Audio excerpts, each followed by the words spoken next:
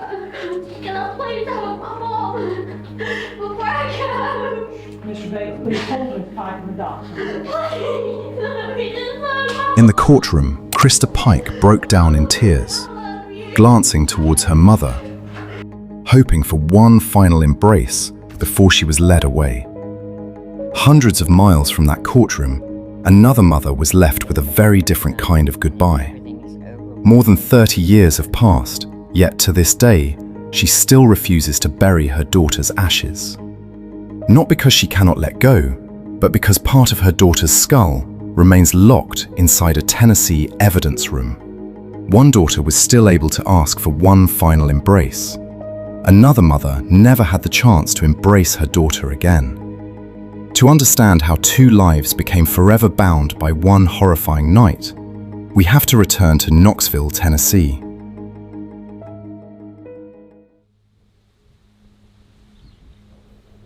For Colleen Slemmer, the beginning of 1995 was meant to be a clean slate. A 19-year-old from Florida, she arrived at the Job Corps program in Knoxville, Tennessee, with the simplest of ambitions: to gain a trade, to help others, and to build a better future. To those who knew her, Colleen was naive, earnest, and full of promise. Yet, the Job Corps of that era was a far cry from the glossy brochures. Instead of a safe vocational haven, the facility operated more like an incubator for aggression. Behind the dormitory walls, it was a volatile ecosystem where troubled youths were forced to rub shoulders.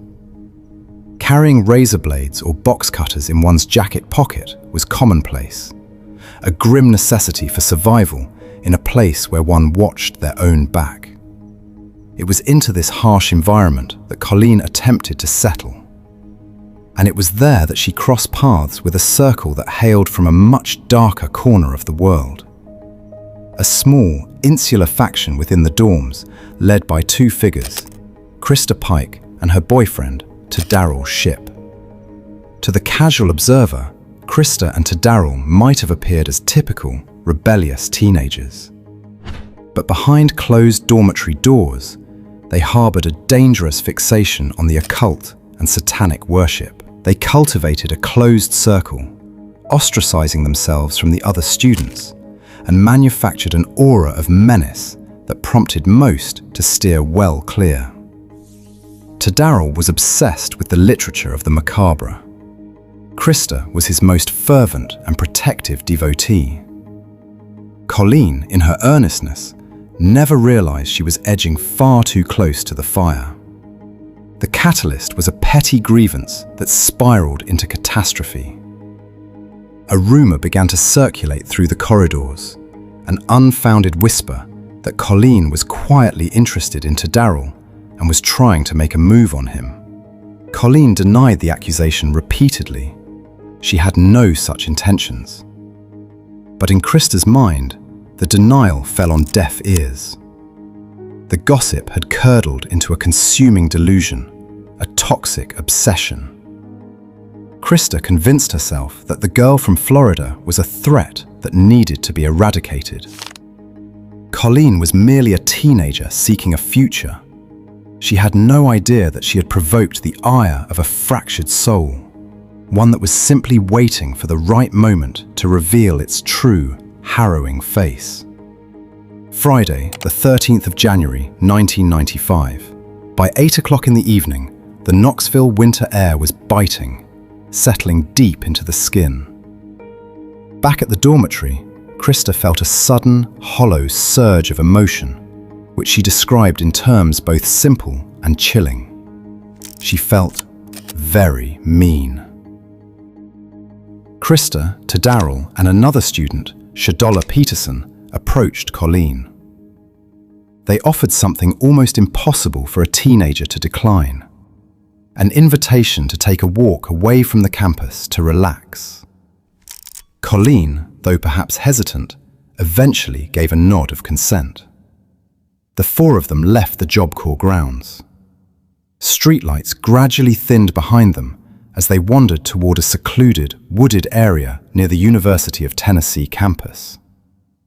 They traversed a cold, darkened underpass. The sound of their footsteps fractured the night's silence, yet only 3 of them knew that this journey had no intention of a return. As the shadows of the trees finally swallowed the last remnants of the evening light, they stopped. Colleen looked into the faces of her companions. In that singular moment, she realized there had never been an invitation to relax. There was only the darkness, and it had been waiting for her all along. Saturday morning. A hard frost had seized the forest floor. A university groundskeeper was going about his morning rounds when his gaze caught something peculiar tucked away among the brush and overturned earth. At first, the sight was so mangled that he assumed he had stumbled upon the carcass of a wild animal. But as he drew nearer, a far more suffocating reality took hold. It was the remains of a human being. Colleen Slemmer had been left in a state that defied comprehension.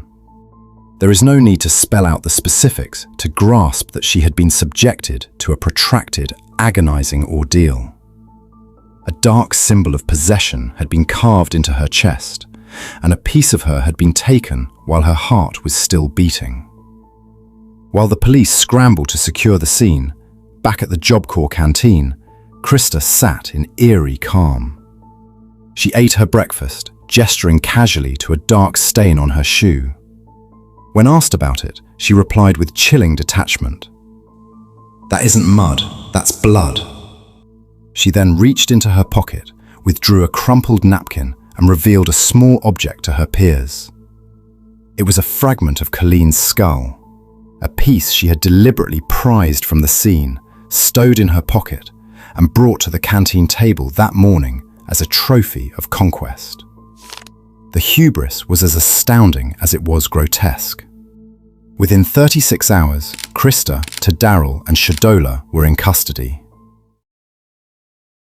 I don't even think I was just like right there because she made me so mad. And I just kept with her and doing this. And she was just going, please go, please go. I said, shut up, I don't want to talk to you, I don't want you to talk to me. I said, I just want to find somebody to get out of this. I said, it's gone too far, and I didn't need to do what I've done so far. Inside the interrogation room, the initial narrative painted a portrait of a remorseless youth. But if one peels back the layers of her archived history, a far bleaker reality emerges. Long before Christa took Colleen's life, Christa's own life had been systematically dismantled by the world around her. Her undoing began before birth. Her brain had suffered organic damage in utero due to her mother's chronic alcohol abuse. She entered the world prone to seizures, lacking the basic cognitive faculty to regulate her own impulses. The only warmth she ever knew came from her grandmother. But when Christa was a mere 4 years old, that sole guardian passed away. At an age when most children are learning their alphabet, Christa made her first attempt on her own life.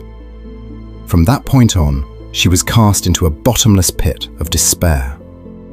Her home was not a sanctuary. It was a chamber of horrors. For years, her innocence was repeatedly violated by the men who drifted through her mother's life. The physical and emotional trauma was beyond the pale. One of her mother's partners fashioned a wooden paddle specifically to beat her. He would hang it outside Christa's door, a constant looming threat that the child had to look at every single time she opened her eyes. Her teenage brain eventually buckled, retreating into a permanent fight or flight state. Suffering from untreated PTSD and bipolar disorder, she perceived the world as a lethal arena that demanded constant, hyper-vigilant defense. With a psyche already in tatters, Christa arrived at Job Corps in 1994. There, she met Tadaryl Shipp. To Christa, Tadaryl was not merely a boyfriend. He was the first male figure in her life who did not subject her to systematic abuse. This illusion of safety birthed a blind, lethal dependency. To preserve this one anchor of stability, Christa swallowed the darkness Tadaryl brought with him, including his obsession with the occult. They spiraled into a clandestine sect, performing grim rituals away from prying eyes. And when that baseless rumor emerged that Colleen Slemmer was trying to steal Tadaryl, Christa's hypervigilance erupted into an obsessive, jealous rage. Her past trauma and her occult-fueled delusions coalesced, convincing her that she had to eliminate the threat.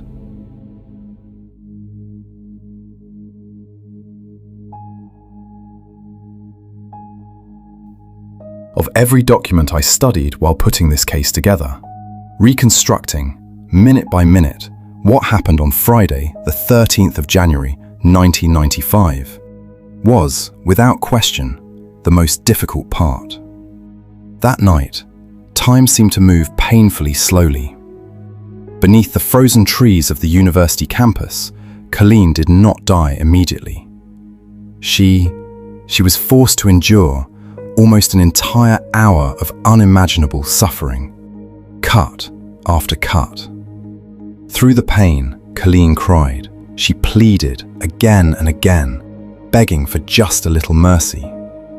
At one point, desperate to survive, she made Christa a promise. If she were allowed to live, she would get up and walk all the way back to Florida that very night. But mercy never came. By then, Christa believed she was carrying out a satanic ritual. Compassion had no place in the world she believed she was serving. Instead, she struck Colleen even harder. Later, when investigators asked her why, her answer was as chilling as the crime itself. It was harder to hurt someone when they kept talking to me. Not long afterwards, a pentagram was carved into Colleen's chest. Christa believed the killing formed part of a ritual sacrifice, driven by her distorted belief in Satanism. And listening to the evidence today, it is difficult not to ask, how could an 18-year-old girl become so completely devoid of compassion? Because what happened next brought Colleen's ordeal to its tragic end.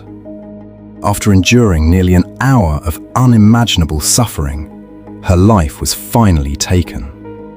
Christa lifted a piece of broken asphalt from the ground and brought it down again and again.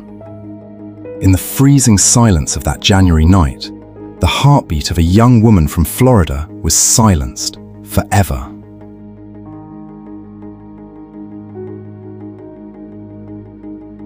For Colleen, the horror was over. For her family, the nightmare was only beginning. But when the justice system, which had so catastrophically failed to protect Christa as a child, finally sat in judgment, the blindness persisted. In court, her defense counsel was woefully unprepared. The jury that would decide her fate never heard a shred of evidence regarding her organic brain damage, her history of abuse, or the severe bipolar and PTSD that had incapacitated her reason that night.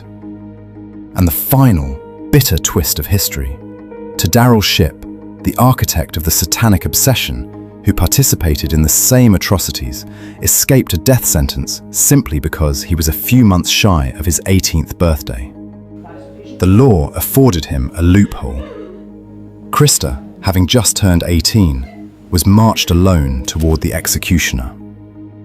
For the next 28 years, Christa Pike vanished into the silence of solitary confinement. As the only woman on Tennessee's death row, she was sequestered in a cell no larger than a parking space. Her living quarters were adjacent to the prison's psychiatric ward, where the cries, screams, and lamentations of those who had lost their grip on sanity served as a relentless soundtrack to every passing second. Years bled into decades. The troubled girl, once consumed by blind rage, had been tempered by time into a middle-aged woman. Behind bars, she began performing small acts of contrition, gifting coffee to new inmates, looking after the infirm, and filling her hours painting fantasy creatures like mermaids, a silent flight from her bleak reality. She turned to the teachings of Buddhism, seeking a sense of peace she had never known since the day she was born. Now, facing an execution scheduled for the 30th of September, 2026, she is suing the state. She does not seek freedom, she seeks a final mercy. With a medical history that includes severe thrombocytopenia, the state's lethal injection protocol, relying on pentobarbital, threatens her with a uniquely torturous end.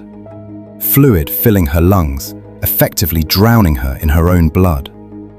The law demands her life as payment, yet her own body ensures that the cost will be exacted with the utmost terror. Meanwhile, back in Jacksonville, Florida, the clock has not ticked forward a second since 1995. May Martinez still sits in her living room, staring vacantly at a box of ashes. For years, the state has intermittently sent her fragments of her daughter's remains in cardboard boxes through the post. Cold, clinical, devoid of explanation. For May, there will be no headstone, no floral tributes, and no final farewell, until the very last piece of her daughter's skull is returned to her.